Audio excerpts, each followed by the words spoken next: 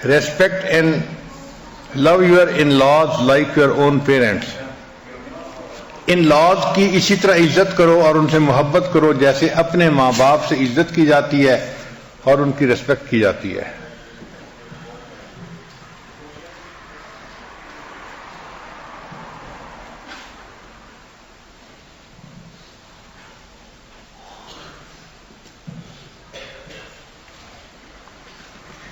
Take care of them as your own parents. ان کا اسی طرح خیال رکھو جس طرح کوئی انسان اپنے ماں باپ کا خیال رکھتا ہے، کیونکہ شریعت نے ان کو ماں باپ کا رتبہ اور درجہ ادا کیا ہے.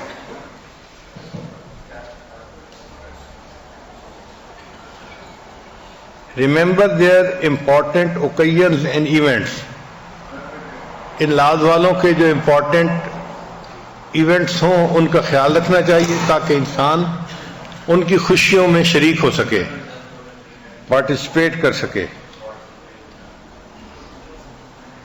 پھر اپنی مدر ان لا کو اور فادر ان لا کو وقتاً فوقتاً کال کرتے رہنا چاہیے تاکہ ان کی انسان خیریت معلوم کر سکے اور ان کو مورلی سپورٹ دے سکے. Consider and take seriously the advice and suggestions given by your in-laws. ان-laws والے مدر ان لا یا فادر ان لا جو ایڈوائس دیتے ہیں اس کو ہمیشہ بڑے غور سے سننا چاہیے.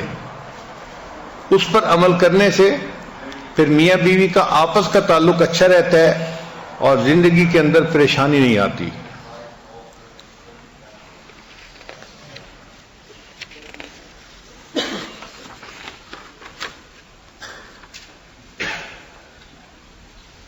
Ask for their opinions in different matters. مختلف کاموں میں جو بھی انسان کرنا چاہے اپنے فادر ان لا یا مدر ان لا کی اوپینین بھی لے لے، اس سے ان کے دلوں کو خوشی بھی ہوتی ہے اور انسان غلطی بھی کم کرتا ہے. پھر give them gifts. وقتاً فوقتاً اپنی حیثیت کے مطابق انسان گفٹ بھی دے. گفٹ کی مالیت کا جو ہے وہ اتنا فرق نہیں پڑتا، بے شک کم قیمت ہوں مگر ان کی ضرورت کے مطابق ہوں تو وہ ان کو خوشی ہوتی ہے. It is not the thing which counts, it's the thought.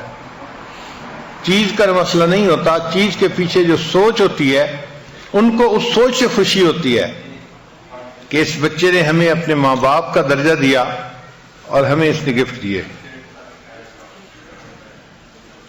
Love their daughter, they will be happy. ان-laws کو خوش کرنے کا سب سے آسان طریقہ کہ ان کی بیٹی کو محبت پیار سے رکھیں، وہ سب کے سب خود ہی خوش ہوں گے.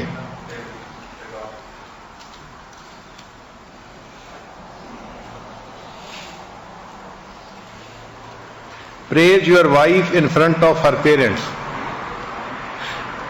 سسرال میں اگر انسان ہو تو چاہیے کہ ان کے ماں باپ کے سامنے ان کی بیٹی کی تعریف کریں.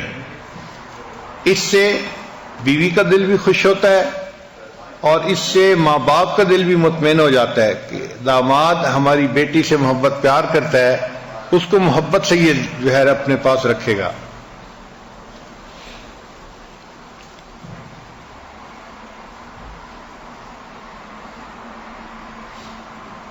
Attend family gatherings and bond with them.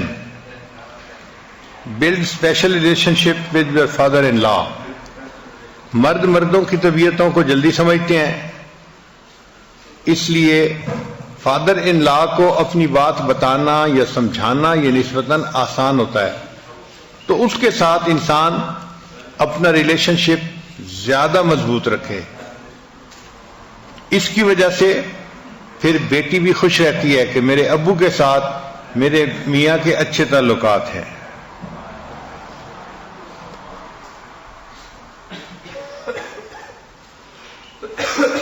اگر پیرنٹس کے ساتھ یعنی پیرنٹس ان لا جو ہیں ان کے ساتھ تعلق رکھنے میں کوئی مسئلہ بن رہا ہے تو کنسلٹ یور وائف سے مشورہ کرنا چاہیے. وہ چونکہ ان کی بیٹی ہے وہ ہمیشہ خاوند کو صحیح سجیشن دے گی کہ اس طرح کرنے سے اس کی ایکویشن پہلے کی نسبت بہتر ہو جائے گی. پھر never stop your wife from visiting her parents. اگر بیوی کا دل چاہے کہ وہ اپنے ماں باپ کو جائے ملے تو خاوند کو چاہیے کہ حد الوسع جتنا بھی پاسبل ہو سکتا ہے اس کو جانے میں رکاوٹ نہ کرے.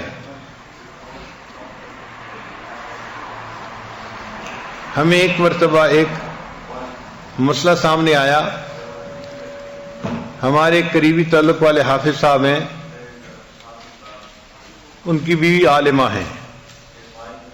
تو اس نے کہا کہ جی مجھے شادی کے بعد اپنے ماں باپ کو دیکھے ہوئے 9 سال گزر گئے ہیں.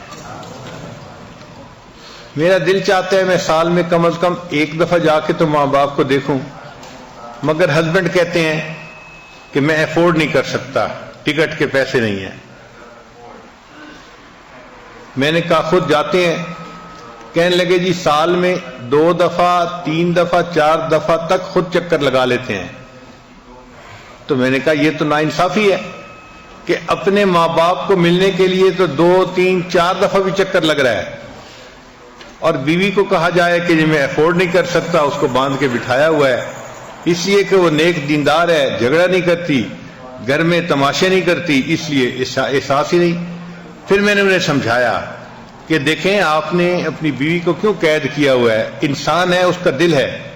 انسان اداس ہوتا ہے اپنی ماں کے لیے, اپنے باپ کے لیے, اور یہ ایسے کلوز رشتے ہیں کہ جس سے انسان جو ہے وہ پیچھے بھی نہیں ہٹ سکتا کہ جی ماں باپ کو بھول ہی جاؤ, ایسا کر نہیں سکتا انسان.